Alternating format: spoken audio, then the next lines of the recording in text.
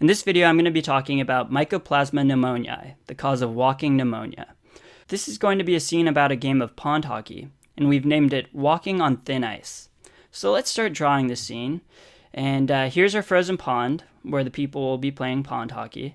We used a pond instead of an indoor arena because we wanted the playing area to have no walls around it.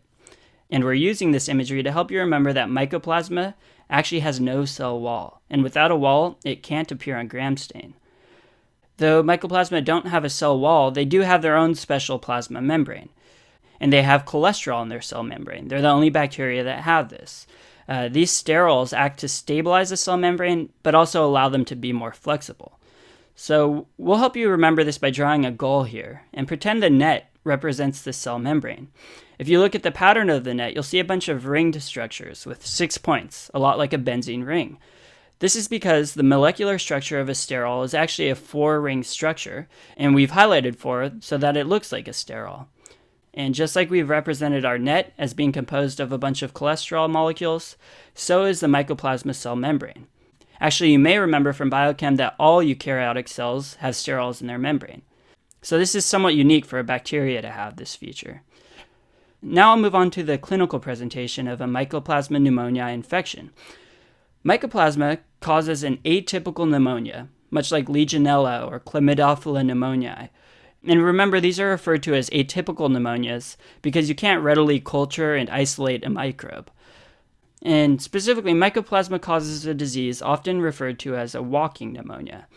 This is because although patients have an X-ray that shows perhaps even a severe pneumonia, they may not appear all that sick clinically and even be walking about, versus a pneumonia caused by, say, strep pneumo, in which they'd definitely be in bed.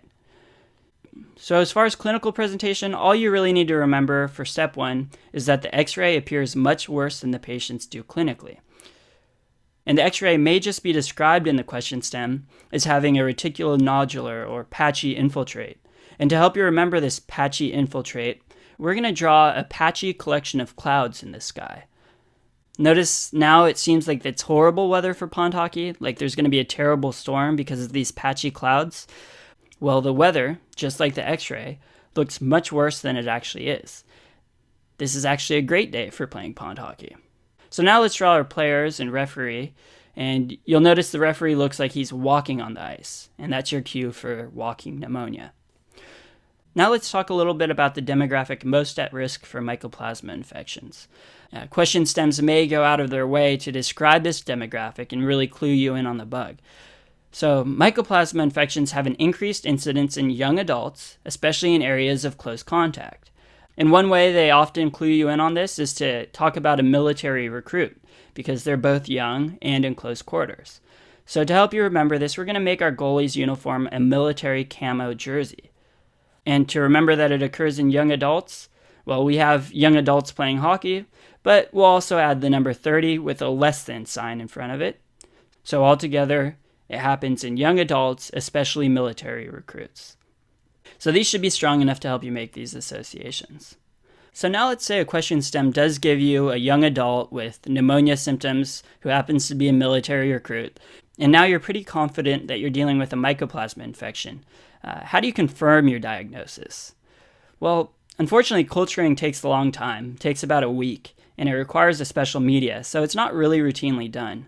But there is another useful test for diagnosis, and it's actually pretty highly tested. So let's go over it. About 1 or 2 weeks into a mycoplasma infection, people may develop IgM molecules that agglutinate erythrocytes in cold temperatures, specifically around 4 degrees Celsius. That's not important.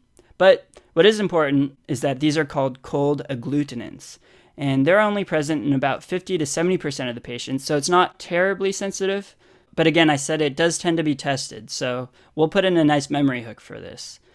So to help you remember this cold agglutination, or clumping of red blood cells in cold temperatures, we're going to start by drawing some pucks shaped like red blood cells. Now we're going to draw some small IgM snowflakes bonding and clumping the pucks together. Why do we choose snowflakes to represent IgM? Well, again, if you look at the molecular structure of IgM, they're pentamers, and they're arranged in a circle, so they look a lot like snowflakes. And importantly, snowflakes occur in the cold.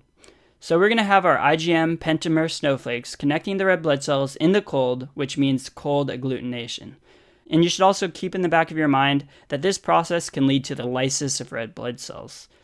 So I did say you don't really culture mycoplasma all that often because it does take a long time, but that doesn't stop the boards from testing you on which media is used to isolate mycoplasma. And it's called Eaton's agar. To help you remember this, we're going to have a sign here that says, "Do not eat on ice." Eat on will stand for Eaton's. All right, now let's move on to the treatment of Mycoplasma pneumoniae.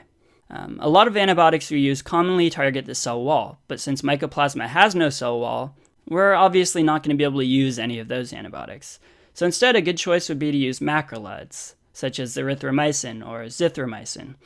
To remember this, we're going to use our macrolide symbol, the macrolide crows, and they'll be sitting here casually checking out the game. And that's all for Mycoplasma.